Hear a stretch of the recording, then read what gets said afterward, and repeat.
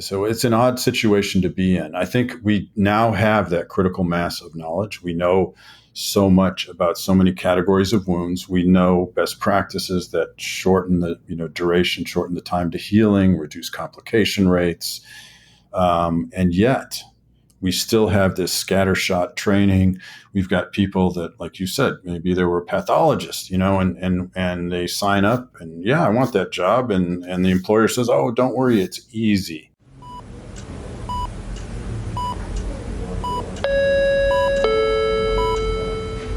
Paging Dr. Cook. Paging Dr. Cook. Dr. Cook, you're wanted in the OR. Dr. Cook, you're wanted in the OR.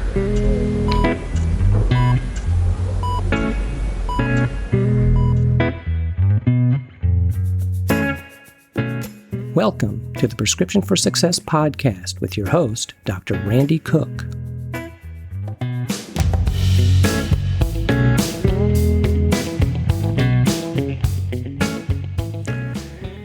Hello, everyone, and welcome to Prescription for Success. I'm Dr. Randy Cook, your host for the podcast, which is a production of MD Coaches, providing leadership and executive coaching for physicians by physicians to overcome burnout, transition your career, develop as a leader, or whatever your goal might be. Visit MD Coaches on the web at mymdcoaches.com because you're not in this alone.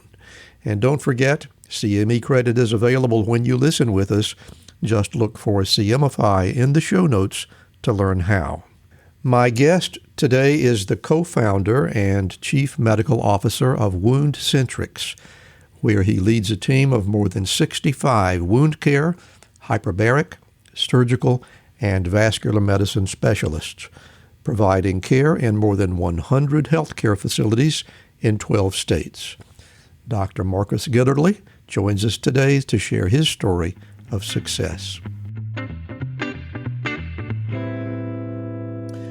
I'm really excited today to be talking to a person that I share some common ground with. Dr. Marcus Gitterle has had a really successful experience in the care of chronic wounds, which is the way I finished my career. So we're going to talk some shop today, and we're going to have some fun. So, Mark, thank you so much for being here, and welcome to Prescriptions for Success. Well, thank you for having me. Excited to have this conversation. Yeah, me too. And Mark, as we always do, I like to begin at the beginning, as they say. And let's talk a little bit about your early life. I'm presuming that you grew up in Texas. Is that correct? Actually, no. I was born. I'll be darned. You got me already.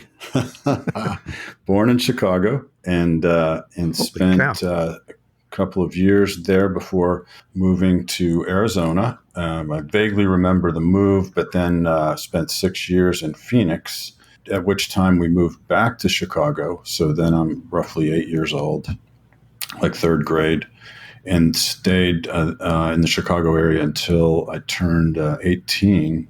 So the last semester of high school, moved to Texas reluctantly with my parents, and been here ever since. I presume that was for professional reasons or employment reasons. So my stepfather was a script writer, did industrial films, voiceover work, things like that. So he could really live anywhere. He just needed to be near a metropolitan kind of airport. And so they had been musing about moving to the Sun Belt for a few years. And so they made it a 2-3 month road trip project, came back and announced to my stepsister and I that we were moving to a town where I live now, still, Wimberley, that we couldn't find in the Rand McNally Atlas. So what a great place to be. Exactly. Well, but to my 18-year-old self, in my life flashed before my eyes. I thought, oh gosh, we're leaving civilization and moving to a place I can't find on a map. Oh my gosh. You have anticipated my question. I got to know what state of mind you were in at that point. So some trepidation was involved, but so we loaded up everything and we. Literally two vehicles, U-Haul, and we drove to Texas. And I still can remember, I've related this story many times, but So where I live is just kind of south and west of Austin, Texas. So maybe, 35, 40 minutes from downtown Austin. But it's night and day. It's beautiful Texas Hill Country. But so I didn't know what to expect. You picture tumble, city kid from Chicago. You don't know what Texas looks like. And Texas is quite varied. But anyway, so we turn on the last major road to get to where we're going to live. And I had this palpable, just visceral, just this epiphany that I was home. And I still get goosebumps. And I asked, Are we getting close to where we're going to live? And, the answer was, yep, it's just down the road, just a few miles up ahead. And one of the most visceral things I've ever experienced, just this knowing that I'm in the right place. It's beautiful. I'm immediately in love with it. And more details, please. What was it about being in that profoundly rural, or at least semi-rural setting, in contrast to where you had just left? What was it that? It's hard to explain. It's beautiful. It's bucolic, rolling hills. It looks, largely, except for the built structures here and there, which are sparse. It looks probably like it did 200 years ago. Just rolling, beautiful hills and green and creeks, and it is idyllic in many ways. There's a joke about where we live, Wimberley, that the third time you go to Wimberley, you're pulling a U-Haul. So it is a special place. Admittedly, maybe I wouldn't have had that same response, moving anywhere in Texas. But anyway, I'm grateful that they picked that spot. And it's kind of a crazy story. He was a theater person, my stepfather. And so they actually intended to move to Austin. And the family they were staying with, on the day before they were going to come back to Chicago and tell us we're moving to Austin, they said, hey, this friend of ours, a UT professor of theater, called, and they're retiring and moving to like an assisted living, and he's a playwright, and they said you got to see their house. So that's how we ended up in Wimberley. So they looked at it that last minute, and that's how we found Wimberley, because they wouldn't have heard of it. It's this little tourist town, and so it is kind of a cool story. So much of our lives changed because of that little kind of happenstance. Yeah, serendipitous. That is a really great story, and I'm so glad that you shared that with us. But you also arrived at that point just about the time it was. You should have been about ready to go off to college, right?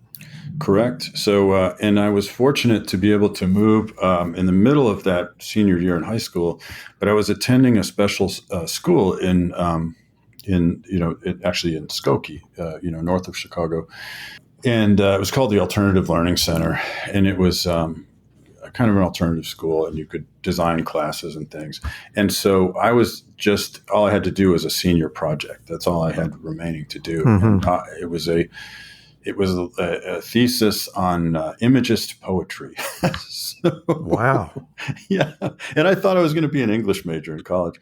Curiouser and curiouser, said Alice. This is turning into a great story.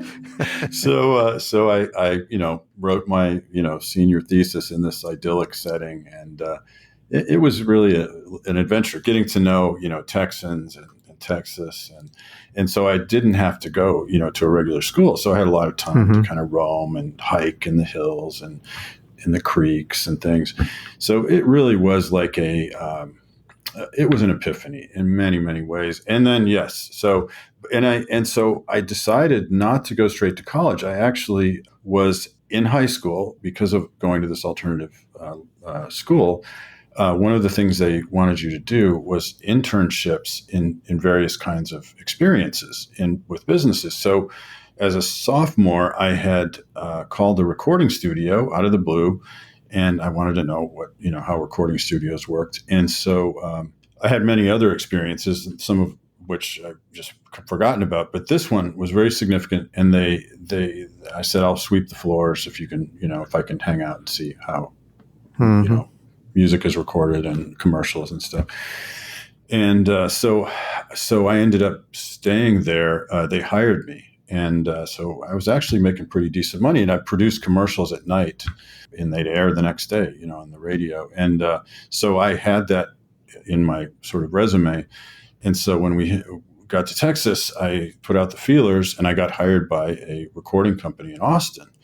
And so we got some really cool opportunities. So I took a gap year and got to record, some really, an amazing range of really famous artists. And so that was a great experience. So anyway, everything from Amy Grant to Ted Nugent, which I was not a Ted Nugent fan.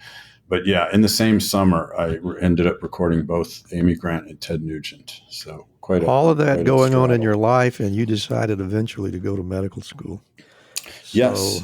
There is obviously more to tell here. So what happened? What changed when you got enrolled at Texas State? Well, so actually in that gap year, that's when I decided to go to medical school. So I had an early interest in medicine. When I was 6 years old, I became very interested in physiology and, got an anatomy and physiology. My mom got me an anatomy and physiology textbook and a microscope.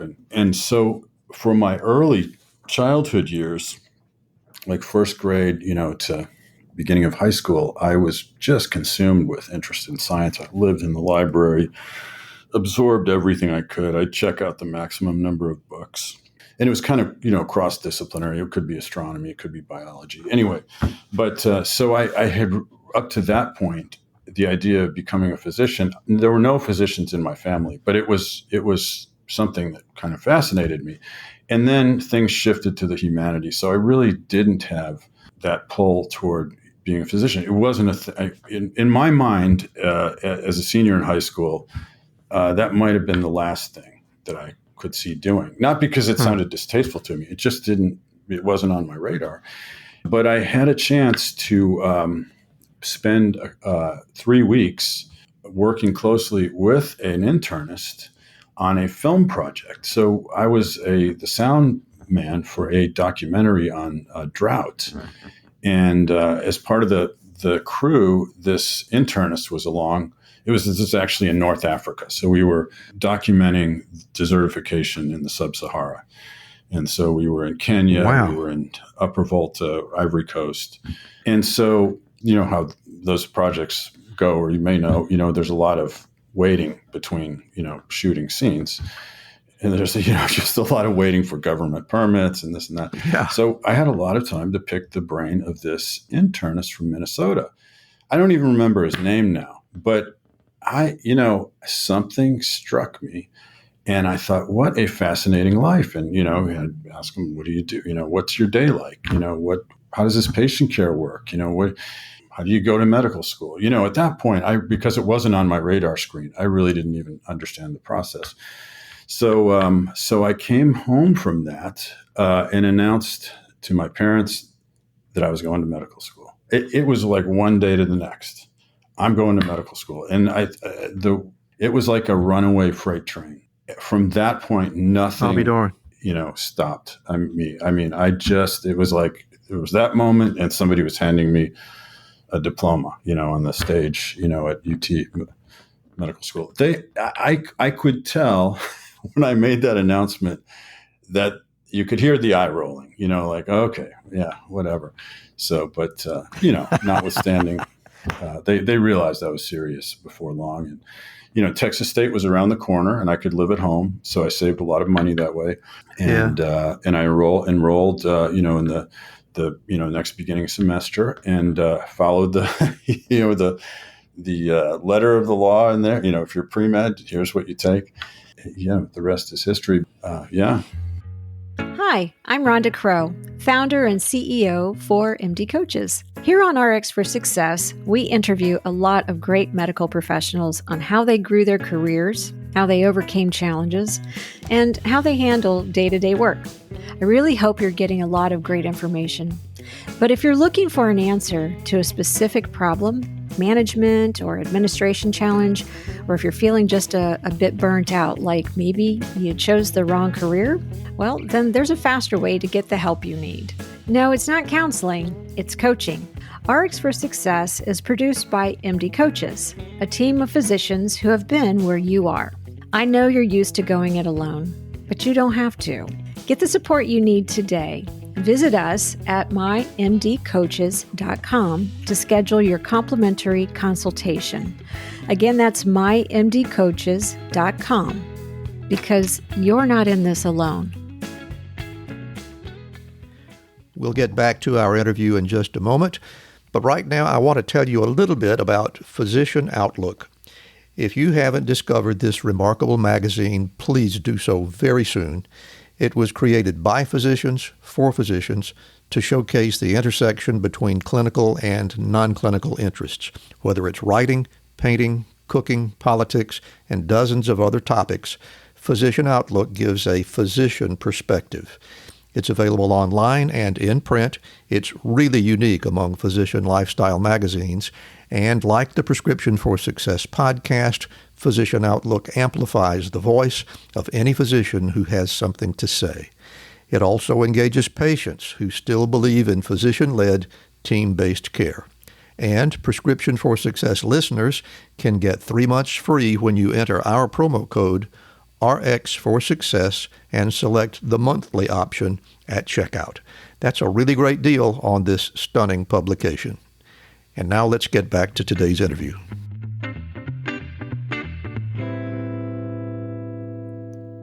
But the cool part of that story is that even though you were summa cum laude material, you never got a degree.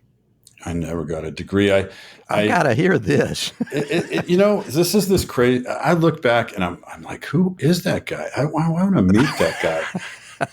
That guy was badass. And, so like I started out, first semester, I took 14 hours and then, everything went well. And then I thought, well, probably can speed up this process. So the second semester, I took 20 hours. And, oh my God. And here's the thing. I had taken the bare minimum of science in high school because I didn't think I was going to major in science. So I didn't take any AP classes. The highest math I took was geometry in high school. I didn't take trig. I took, I think, like an intro to astronomy, and I took biology, like one. But I took what they required, Mm-hmm. So I was really starting fresh. So I'd never had inorganic chemistry, I hadn't had organic, hadn't really studied physics. So this is all new stuff to me. So I don't know who this guy was, but so the second semester, all A's. And at the same time, that second semester, I took a 9-hour per week. It was 7 p.m. to 10 p.m. EMT special skills, sort of like a junior paramedic. You could start IVs and things. So, and that was a semester-long class. So, and I wanted to do that as a, pre-med experience. So I took that while I was taking the 20 hours at Texas State. I took that 9-hour evening course. So, You're like a busy I said, guy. I'd like to go back and meet that dude. So, and I kept going and kept up with that schedule. So second year, I got to the I was into the third semester, and I thought, why don't I just take this MCAT? They're giving it in April, in the spring. So I'll just sign up for it and I'll take it now. Let's just see what happens. And I took the MCAT, and I think I had the highest MCAT score that they had, but they tried to dissuade me from taking it. They didn't want me to get discouraged. The pre-med committee actually convened a special meeting with me at the head of the table to implore me not to take the MCAT. Really? Yes. And I just stuck to my guns, and I said, I just feel like I should do this. I think, we'll see. If I don't score well, I can take it again. And, I had, grad student friends that hadn't taken it yet. They're planning to go to medical school, and, like people that were in their 6th year, of undergrad because they changed majors, and they're all like, what is with this guy? And then so I sent my applications in, and did one more semester, got accepted, and I did finish out the spring of the next year, and then went right to medical school. But yeah, I did. I was about a year, 30 hours short of a degree. So, well, with that kind of enthusiasm for getting into medical school and doing it right now and not passing go and that sort of thing, once you got there, once you were in the medical school environment in San Antonio, did you always feel like you were in the right place, or were there ever any misgivings like a lot of us have during those basic science years? What was in your head at that point? Yeah, there were dark nights of the soul. No question about it. It's such a weird crucible. It's really, you're on your own, even if you have vital friendships. But, I just had this knowingness that that is exactly what I was supposed to be doing. And it kept me going. But there were definitely dark times. And but, all in all, I have very fond memories. I don't want to say, dark in the sense that, just like all of my friends, there were those exam weeks where you just wondered if you were insane to pick it for a career, and I would joke about it. I called it the medical school, the world's longest Maxwell House moment. I remember once taking a whole pot of coffee instead of pouring it into a mug to drink before. I think it was I don't know what exam it was, but anyway. So, but my overarching feeling about it was actually more enjoyable than undergrad. I actually felt like I was with my peeps. I was with like-minded people. I've made great friends. I loved the classes. So really, I have to say, I really enjoyed medical school. Well, that's a continuation of a really great story.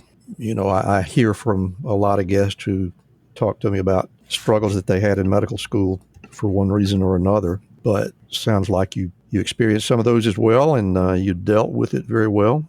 And came time to think about postgraduate training. And having heard the story that I have just heard, I would have thought this guy is probably headed for Harvard or University of London or something. And you took yourself over to the Medical Center of Central Georgia. And I'm very interested to know how that came about. I know. So my faculty advisor trained there. And I interviewed at some very interesting places. The one in retrospect that I wonder, you wistfully think was Cook County Hospital. And, I thought was, hey, I know Chicago, this would be fun to be back in Chicago. And what a place. I don't know if you've ever kind of been, toured or the old Cook County Hospital, but it was one of those places where if you were going to interview there, they made you spend the night and they made you experience, because I think they had a number of people that were shocked, when they actually showed up for their residencies, because much of it hadn't changed, for decades. They still had open wards with like 20 beds in them. And so what a fascinating place. But anyway, Medical Center of Central Georgia. So my faculty advisor just kept imploring me, whatever you do, you've got to go interview at the Medical Center of Central Georgia. And so I had tremendous respect for him. And he just kept saying, trust me, it's a special place. You'll see what I mean. So I did. And the guy was right. I don't know if it's still, the same place, but what a special place. I'm so glad that I made myself do that, because it was, gosh darn. First of all, just sheer experience. From the first day I put on, 2 pagers. One was for the neonatal ICU, and they had one of the 2 level 3 neonatal ICUs in the state. And so I put in so many central lines, umbilical artery catheters and umbilical vein catheters. And I've done as many spinal taps as I've done in emergency medicine over the years. I probably, for the first 10 years as an EP, didn't exceed the number I had done on neonates, like 4-pound babies. So anyway, long story short, great experience. Lots of first call, in the ED, resuscitation, The first time I went into an endoscopy suite, I did a full 60 centimeter endoscopy on a patient. So And all the while, feeling nurtured, feeling like they cared about me. The residency program director was just a gem. So yeah, good experience. I'm glad I did it. Really glad I did it. I can't say I'm surprised to hear that at all. I mean, it's what you say is so true. Macon, Georgia is not Chicago. On the other hand, the amount of pathology that you can see and the living conditions of the patients that you see are frankly not altogether different from what people are experiencing in Chicago. Was that your experience as well? That was my experience. We had it was, yes. And we were seeing, like fully developed pathology that you hear this, platitude expressed to you, and I think they do it to appease medical students and residents when you're just seeing these, to use a term you hear all the time, as a resident, train wreck, patients. Mm-hmm. When you see really developed pathology that you've only read about, they say, well, this is a privilege. You're getting to see stuff that other people only read about. That is really true. There's nothing like seeing, tuberculous, tumors in a patient, and not just reading about them. So yeah, absolutely. And just extraordinary cases. I remember, working up a 10-year-old with abdominal masses, and this poor girl, I mean, it broke everyone's heart, but she had PID and she had just massive abscesses, and anyway, just things that you would, just the full gamut, in every specialty. And you get to see them end to end longitudinally. They didn't get lost to another service. Mm-hmm. And, you forget about it. You'd follow them. And so I just that was a privilege.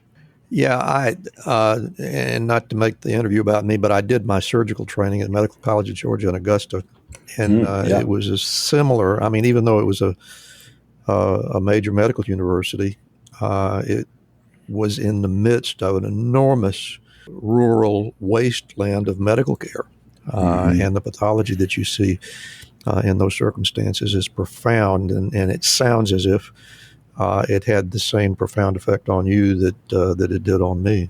And I'm sure it's something that you reflect on frequently. Yeah. Let's move your story along a little bit. So after finishing your residency in family medicine, looks like you just decided that you were going to be an emergency physician all of a sudden. Is that the way it works? Well, yeah. And so there actually, there's a longer story there. So I finished my first year of that residency program. And so at the time, and I didn't kind of give this backstory, but my grandmother, my father's mother, my real father, he at the time was living in Alabama, near Birmingham.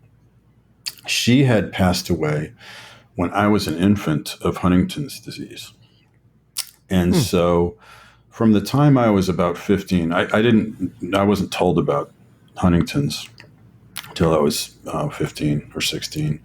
And I didn't think a lot about it. I didn't know much about the disease. I knew, I understood it's autosomal dominant, if your parent has a 50-50 chance, all that. In medical school, obviously I learned a lot more about it and became pretty expert because I was personally interested in, the early tests that were being developed. And at the time, you needed to have a family member to also be involved in the testing. And, but long story short, my father really started showing what I thought were clear signs of Huntington's disease right around the time I was an intern. That sat really heavily with me. And yeah, I bet. So I kind of had I don't know, I in some ways regret the decision, but as you'll see, things played out in a wonderful way. But I decided to interrupt my postgraduate training and move back to Texas. And kind of a homebody. And so I just felt like I needed, I don't know, whatever. that was a decision I made. I got back, and immediately I started getting, people found out I was there. I put out the feelers, and I had all these job offers to staff ERs. And I had really enjoyed working in the ER, at Medical Center of Central Georgia. And I felt like it was a natural. In fact, there I had thought to myself, I really had not thought about emergency medicine. They didn't have an emergency medicine residency at medical school. Yeah, that predated the ER residency. That's right, exactly. And so, and I said, okay. So I started doing, shifts in different EDs. And pretty quickly I got hired at a downtown ED in San Antonio, and I thrived. I loved it, absolutely took to it, and so I was made the assistant medical director, pretty quickly, and spent 6 years in that department. Just absolutely loved it. It was downtown, so we had some of the kind of gun and knife club, sort of. Yeah. Traffic, but put in pretty good training program. Chest tubes. I mean, I learned how to, yeah, exactly. I mean, I did so much there, drain pericardial effusions and, the gamut. So things worked out well. And in retrospect, it could have been different, probably more elegant to either do an emergency medicine residency or, stay with that program.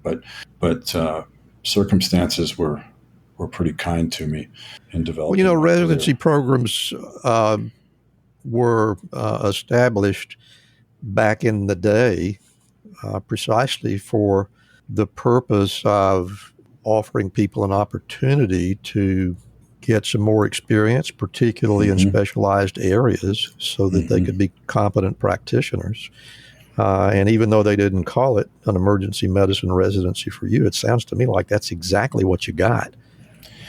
Well, I was surrounded by smart people, and I'm kind of an autodidact, and so I read voraciously, and I love to learn new things, whether it's a procedure or, understand some kind of pathology.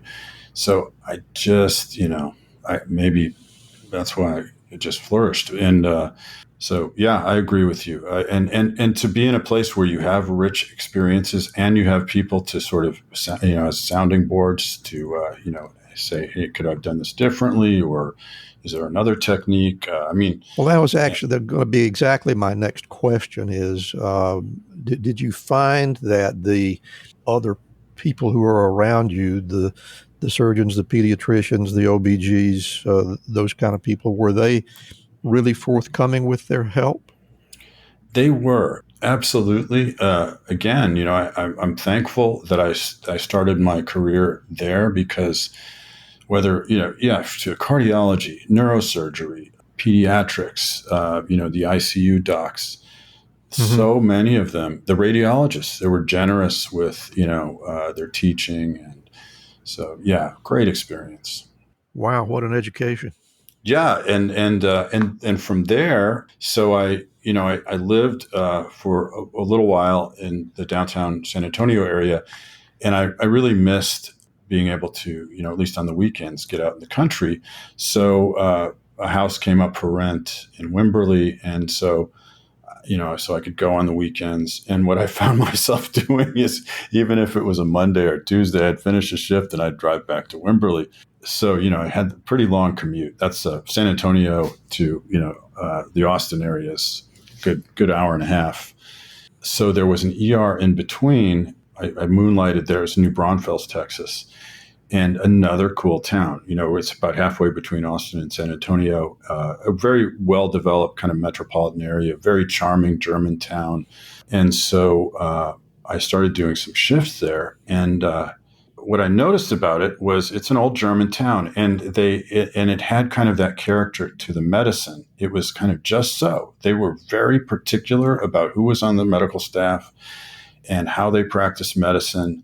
Like, their medical staff meetings had to be held in the cafeteria. They were monthly. You had to go to 10 out of the 12 every year to maintain your privileges. I remember they would those fill days. up the cafeteria. Remember that? And Yeah. and now it's like once a year, and it's like a Christmas meeting, and it's it's optional. and they would really dialogue with administration. They'd hold their feet to the fire. They were opinionated, and you can imagine. And so I fell in love with the place, and I thought, this would be a next nice. I can be in Wimberley. It's half the commute. I literally found that I could commute this way where I took only 2-lane roads, sort of beautiful country roads. And one of them is called Purgatory Road. I laugh about that still. And so that's, sort of was the next phase in my career. That was bought by Christus Rosa, which is one of the regions of Christus Health. And I became the chairman of the ED, and we went from just a small crew doing too many shifts to 12 full-time EPs, and I was recruiting basically all residency trained people, and I felt a little bit unconfident at first. I thought, gosh darn, these guys are going to a real residency somewhere, and they better teach me some stuff. But I realized that just the experience. Absolutely. And so now, is that where you were when you got the when you found the interest in wound care? It was. So we were actually kind of bludgeoned into starting a hyperbaric program with wound care, attached to it. None of us knew, we knew. Bludgeoned by whom? By the administrators of the hospital before Christus bought it. And Gotcha. They said, we're going to do a hyperbaric program, and we want you guys to run it.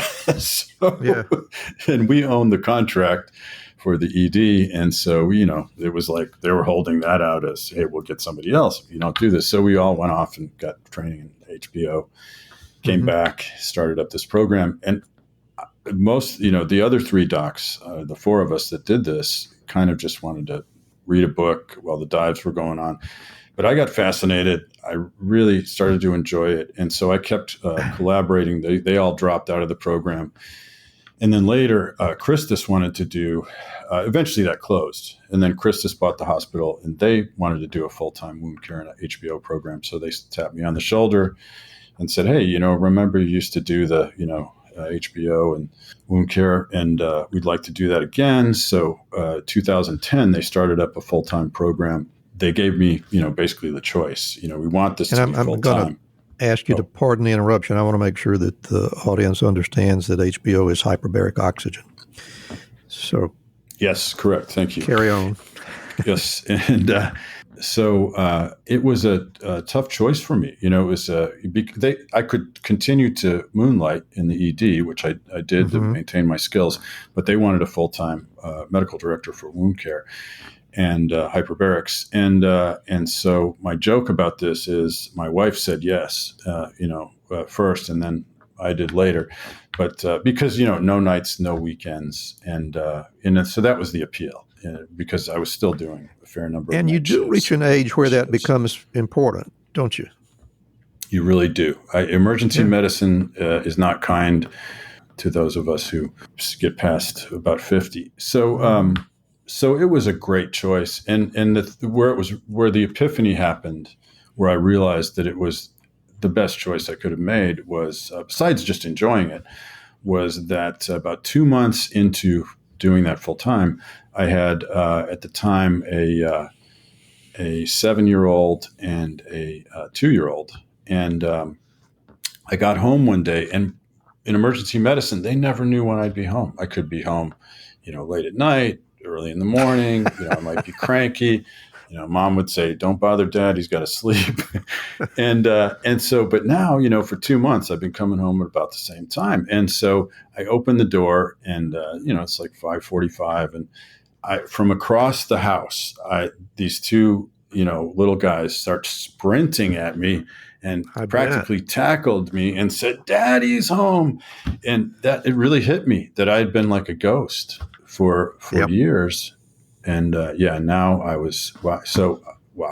The time couldn't have been better both for you and your children, it sounds like.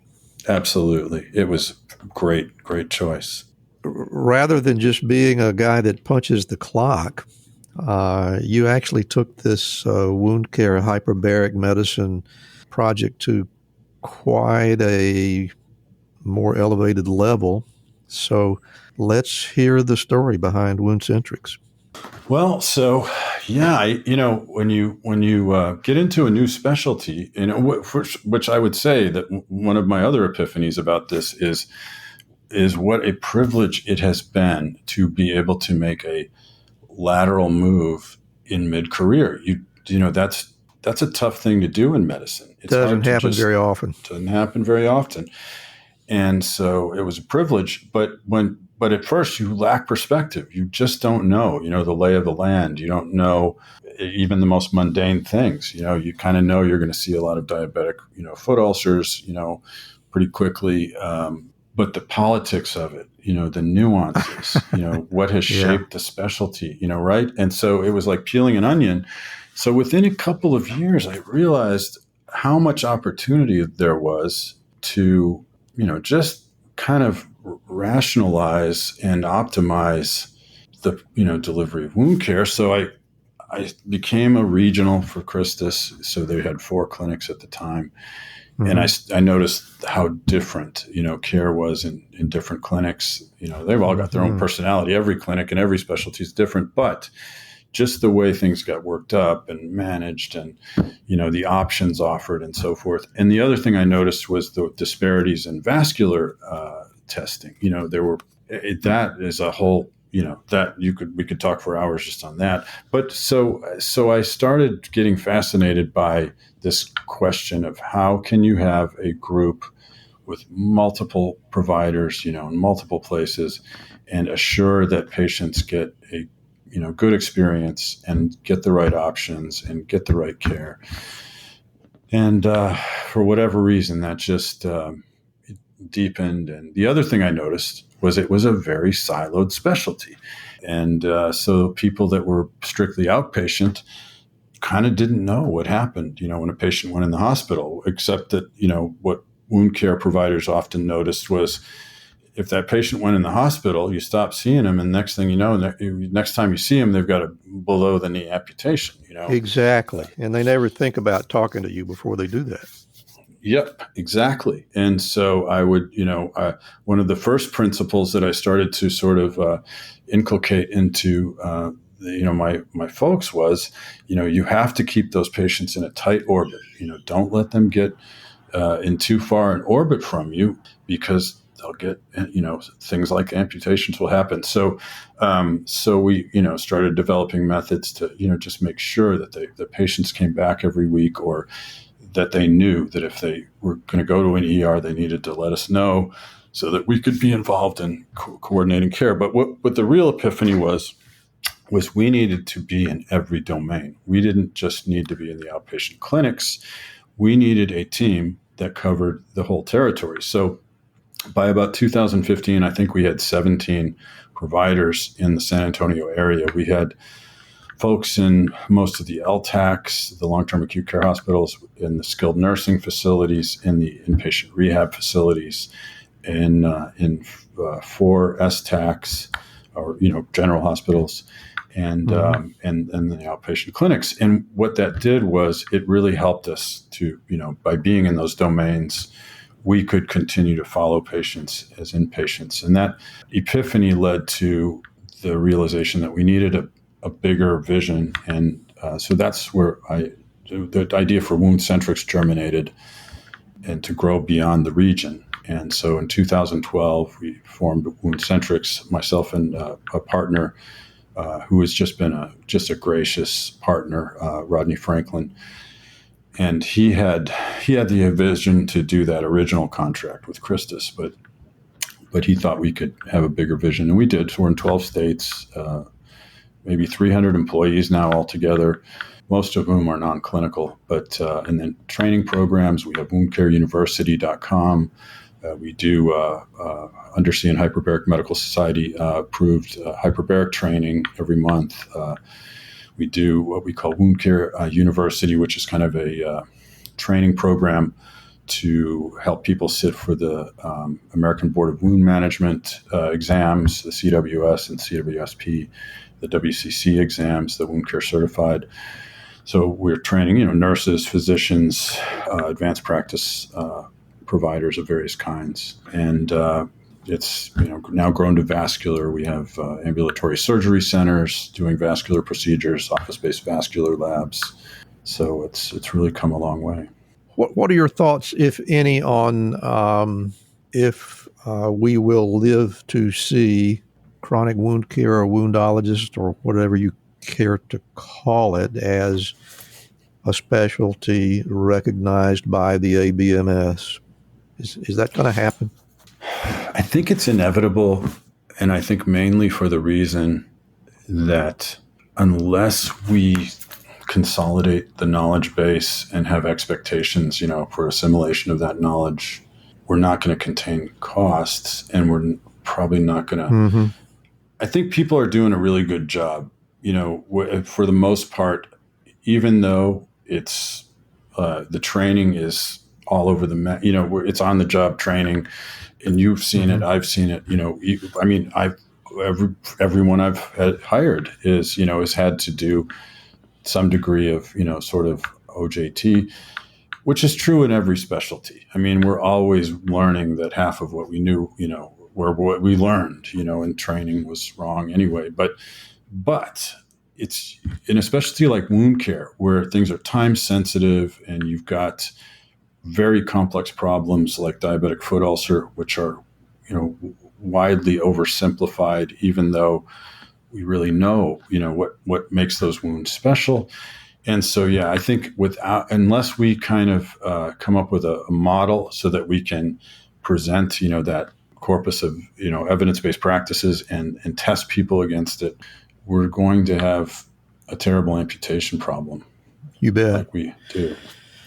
The interesting thing to me is when I try to take the 40,000 foot view of how we do specialties, most of the ones, if not all of the ones that we have right now, sort of sprang forth because the science around whatever specialty you happen to be talking about was already fairly well developed. Mm-hmm. And from that genesis, it seemed like it was a relatively logical step to let's have some formal training and let's have a set of guidelines and let's have some rules that we can live by.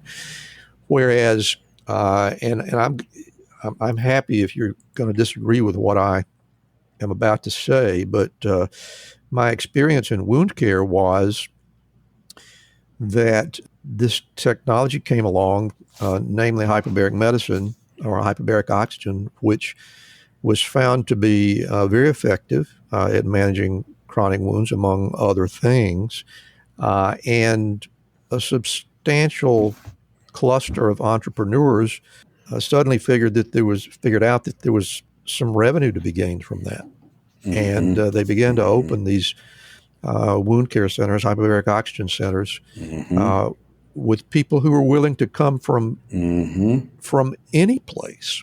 I used to be part of the faculty on a wound care education course. We actually had radiologists and pathologists show up. Yeah. So clinical people, right? Yeah, and so with that background, for me, it seems like it's created an unfortunate stumbling block to the usual organic blossoming into let's do residency programs, let's train these people right. And I'm interested to hear what your feelings are on that. Yeah, I agree. It's a critical need. But unlike perhaps the natural history of some of the other specialties, like as you said, where there was like a body of knowledge and technique, and it naturally, coalesced into a kind of a training program, like vascular surgery, let's say, or general surgery. This has kind of happened in reverse, and so in this era where monetization of a procedure, can happen so quickly. There's opportunity. By payers are paying for something, and next thing all these people are showing up to try to monetize it. I think we're in that on that knife edge now, where the third party payers can't support that, and there's almost too much pushback, because so it's an odd situation to be in. I think we now have that critical mass of knowledge. We know so much about so many categories of wounds. We know best practices that shorten the duration, shorten the time to healing, reduce complication rates, and yet we still have this scattershot training. We've got people that, like you said, maybe they were pathologists, and they sign up and, yeah, I want that job. And the employer says, oh, don't worry, it's easy.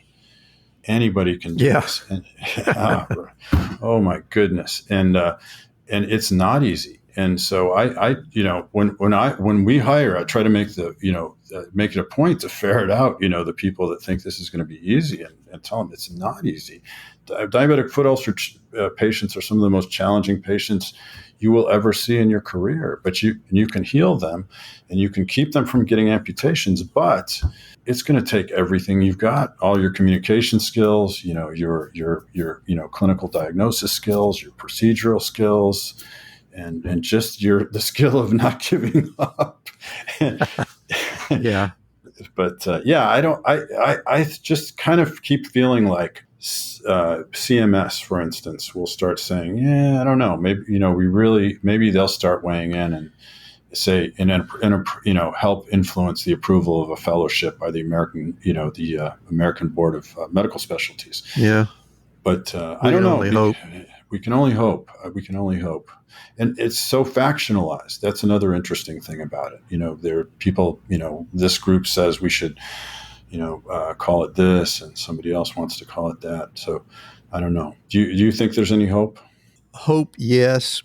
Will I see it in my lifetime? I'm pretty skeptical about that for exactly the reasons that you have just mentioned, and particularly, the turf battles and things that go on.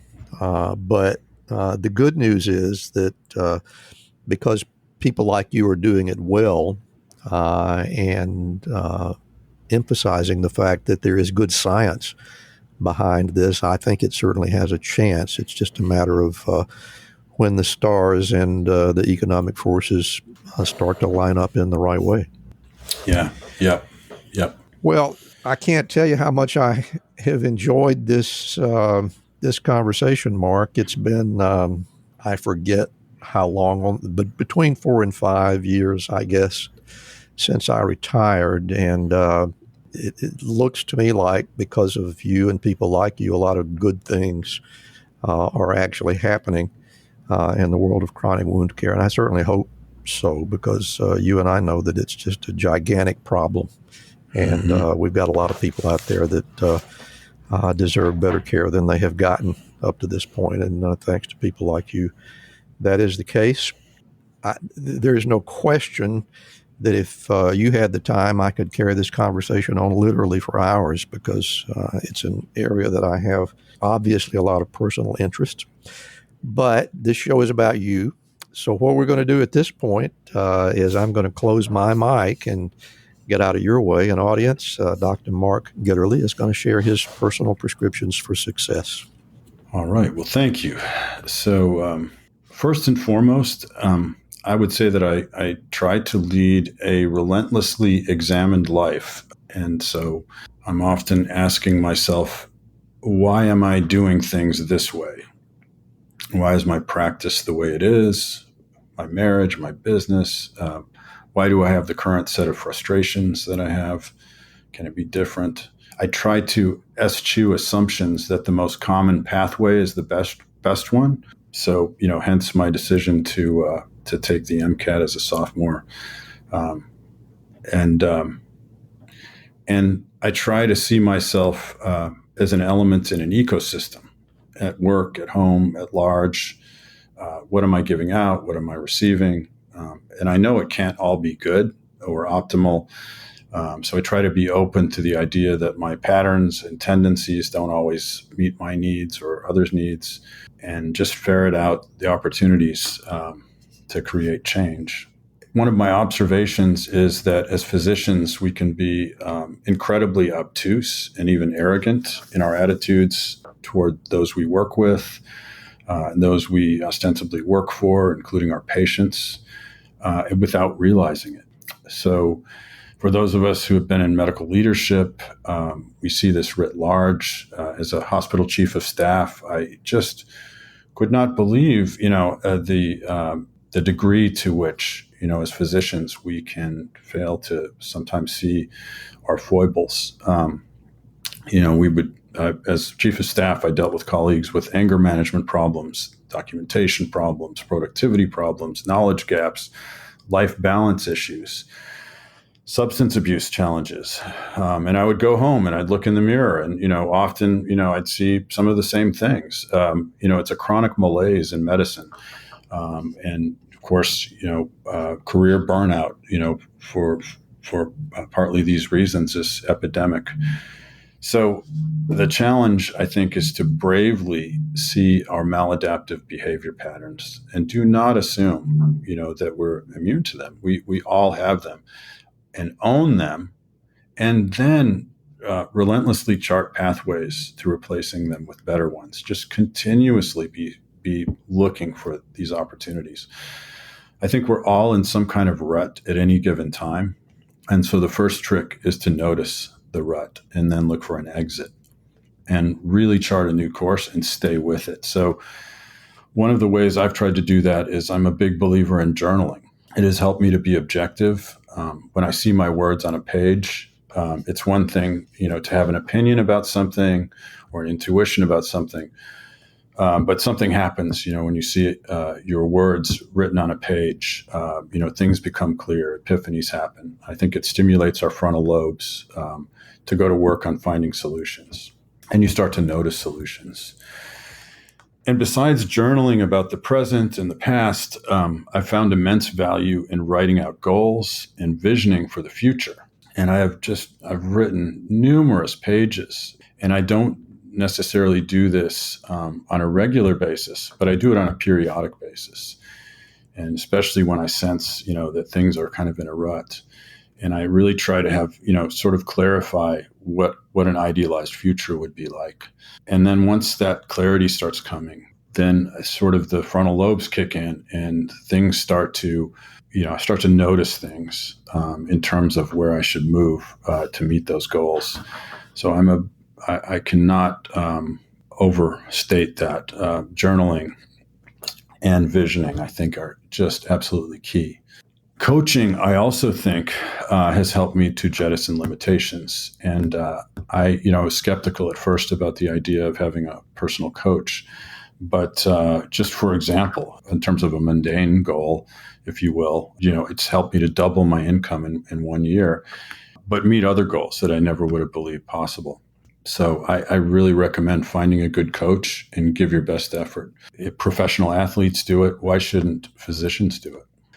One of my greatest personal realizations has been the incredibly different psychological profiles of the human beings that I have known and worked with.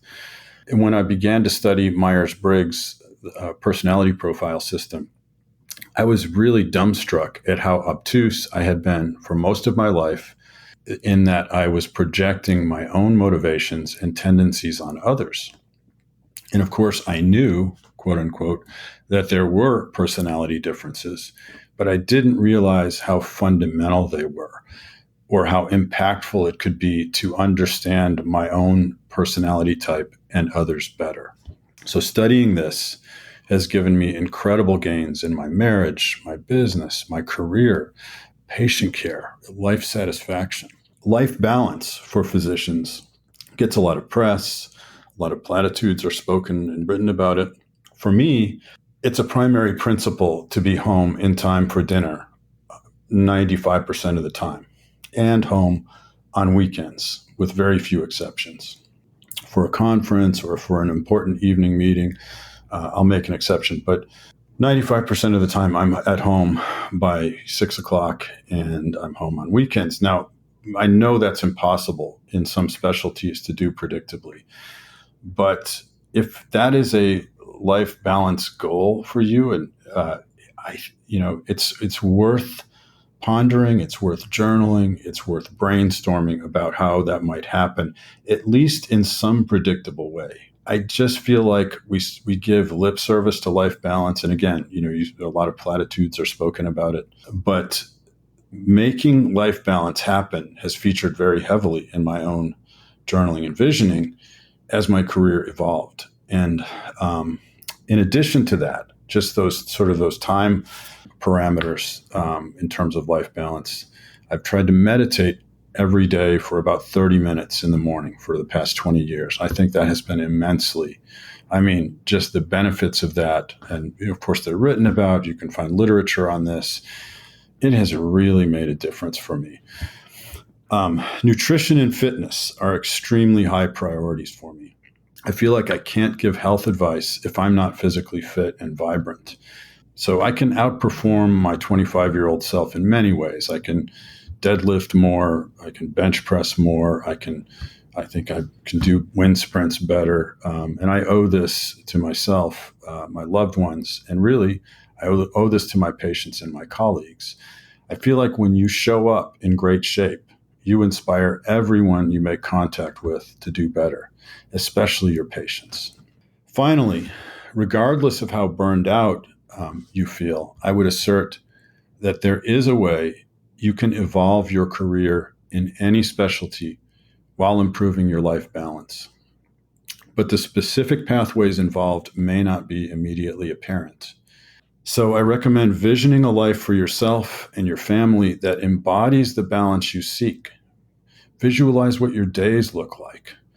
Visualize, the things that occupy you. Sort of reimagine your specialty and doing your specialty. And I think when you start doing that and journaling that, describing those values, you're going to be receptive and open when options and pathways conducive to that balance appear. For me, as an example, that has meant transitioning over the past several years to less clinical time. I still love taking care of patients. I still get to do some patient care every week, but it is more in the context of mentoring other folks in my specialty. And I can do one-on-one mentoring now. I've carved out time for that. I'm lecturing, 25 hours a month and involved in administrative work. So it's much more balanced, and it has allowed me to do those things. And maybe that's a pathway that would work for others. Think of other ways you can be involved in your specialty that still are supportive of all of your life goals, your family, nurturing yourself, your needs, their needs. And I think you'll find them. And that's it. Well, that's about as thorough a list as I have ever heard since I began doing this interview program. I think you really covered the gamut, and you've done it very, very well. And I thank you for sharing with us today, Mark. Before we go, I want to give you an opportunity to tell our audience, because I know some people are going to be interested. Tell us where you can be found and how they can get in contact if you like. Absolutely. So my email address is Marcus, Marcus, .Gitterle, Gitterle, at WoundCentrics.com. And that's wound, WoundCentrics.com. And I check that regularly.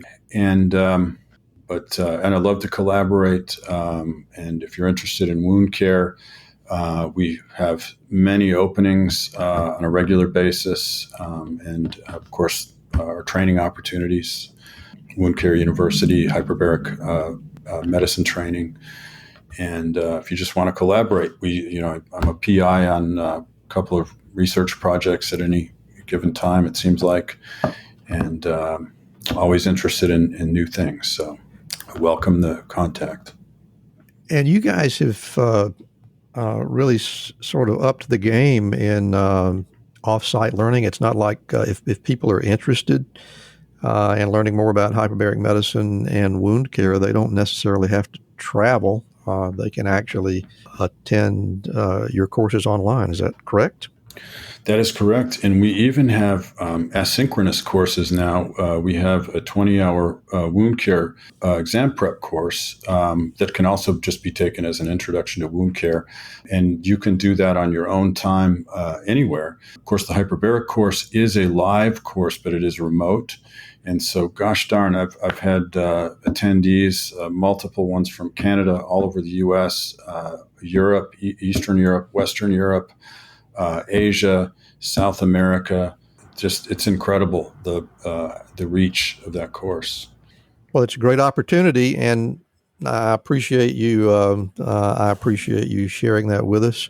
This has been a great conversation. I have, for many selfish reasons, enjoyed it very much because of our shared background.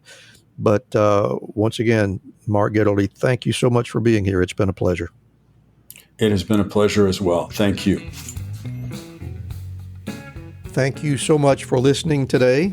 If you enjoyed the show, you can help us reach more listeners by leaving a rating and a review, especially on Spotify or Apple Podcasts. And if your app doesn't have that option, leave us an email or a voicemail through SpeakPipe at www.rxforsuccesspodcast.com. You can also help by becoming a Patreon member. That link is in the show notes. And we also hope you'll follow our companion podcast, Life-Changing Moments with Dr. Dale Waxman. Special thanks to our producer, Craig Clausen, our promotions manager, Mariana Rodabaugh, and to Ryan Jones, who created and performs our theme music. And remember, be sure to fill your prescription for success with my next episode.